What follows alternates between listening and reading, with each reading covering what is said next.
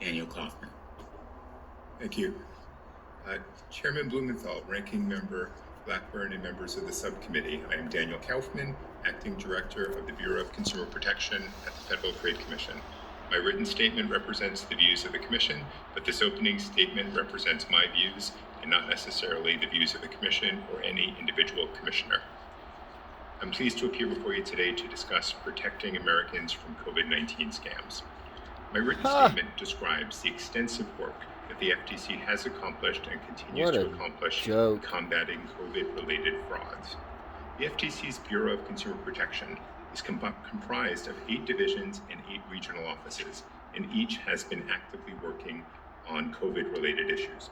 So far, we have brought more than a dozen actions, engaged in extensive consumer education efforts, kept the public informed about the scams we are seeing, and have also directed the removal of deceptive claims related to COVID made by more than 350 companies.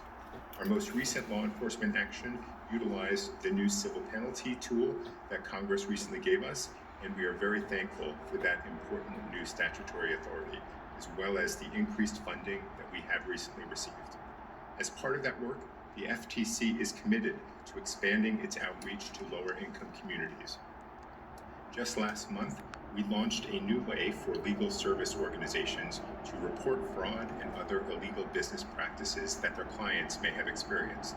Through the Community Advocate Center on our Unbelievable site, reportfraud.ftc.gov, we aim to get their fraud reports into the hands of law enforcers and connect people with tailored advice on how to try to recover their money.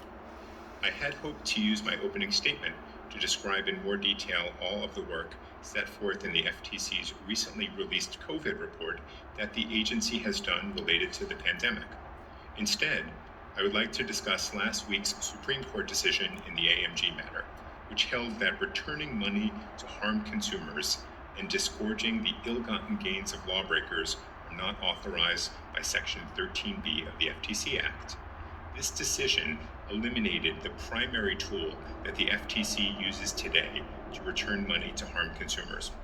Over the past 4 decades, the Commission has relied on Section 13B to return billions and billions of dollars back to consumers in a wide variety of cases, including telemarketing fraud, anti-competitive pharmaceutical practices, scams that target seniors and veterans. How about the entire scamdemic? I am a 22-year veteran of the Federal Trade Commission, and it is not hyperbole to say that this decision will dramatically curtail the ability of the FTC to effectively protect consumers. For example, looking at the cases that the FTC currently has in litigation, the Supreme Court's decision, if left unfixed by Congress, puts about 24 active consumer protection and competition litigations at real risk, with potential consumer harms of upwards of $2.4 billion. In addition to the huge challenges presented by the AMG decision, some courts recently fraud this, fraud, under 13B in cases where the unlawful